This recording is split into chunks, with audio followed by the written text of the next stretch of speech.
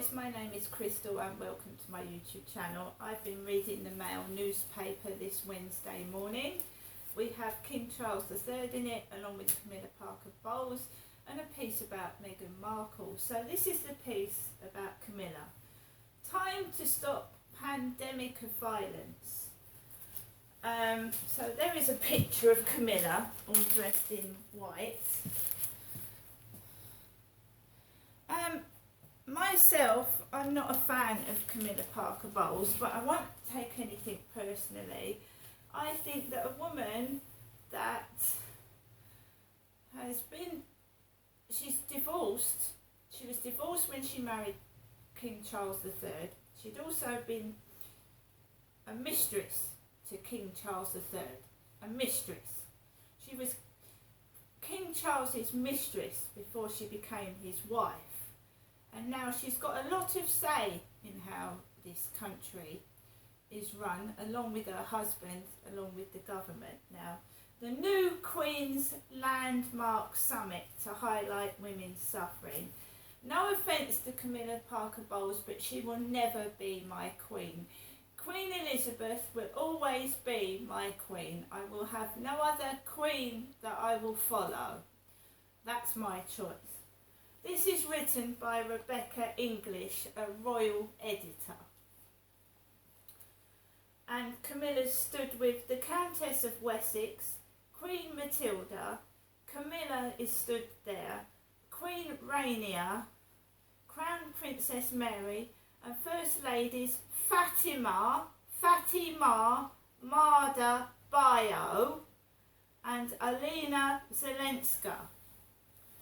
The Queen Consort vowed to speak out about the global pandemic of violence against women in a watershed speech at Buckingham Palace yesterday.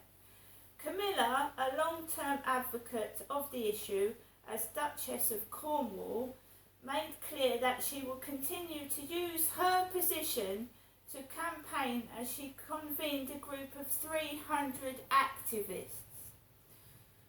In a marked departure from the style of Queen Elizabeth, she welcomed the group as part of 16 days of activism against gender-based violence, marking the UN's annual campaign for the elimination of violence against women.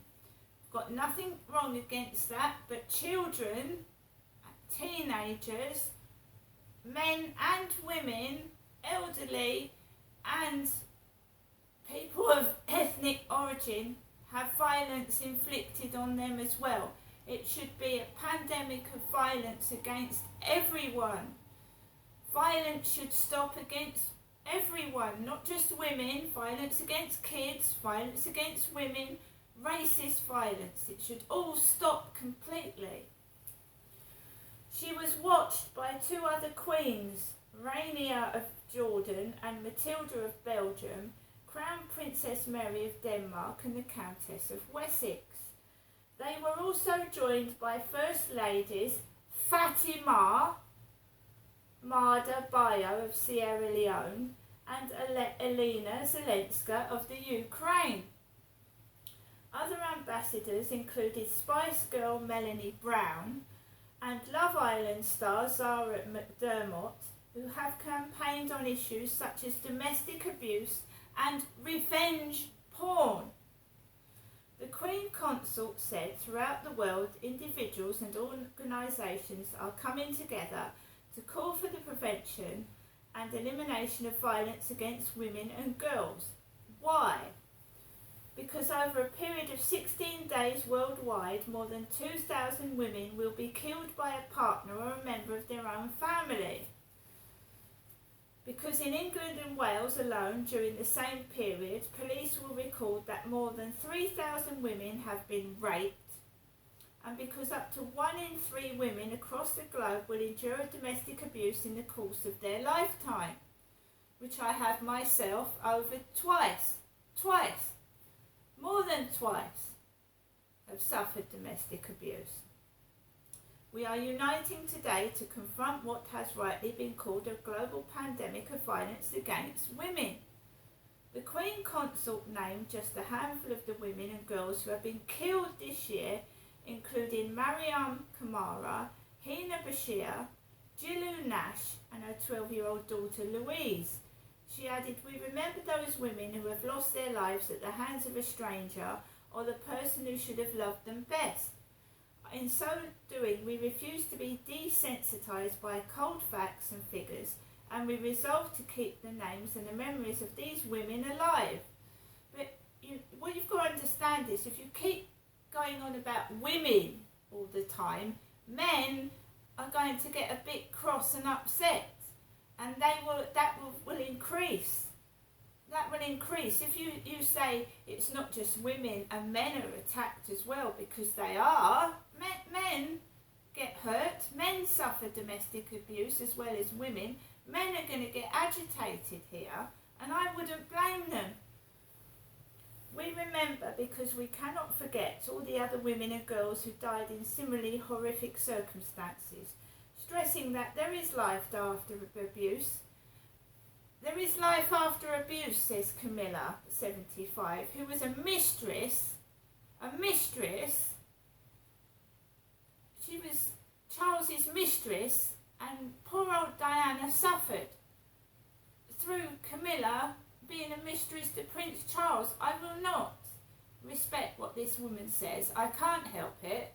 I just think it's ridiculous. She told her guests, "Armed with that hope, let us press on. Let us not lose this precious opportunity to speak up and to galvanise action that will see the end of these heinous crimes forever. With determination and courage, we will succeed."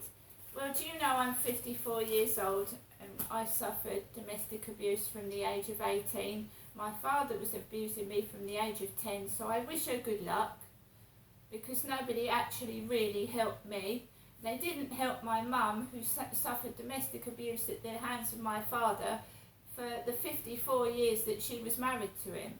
And Camilla has been a mistress to a king who made Diana feel terribly awful. So I am not taking any notice of that woman, to be quite honest with you. You want someone who has actually suffered domestic violence, gone through it themselves, has not had privilege and power, to make people understand that it is really, abusers can kill you, whether it's a male or female abuser, they can kill you. And I just refuse to take advice from a woman that's been a mistress. See you later.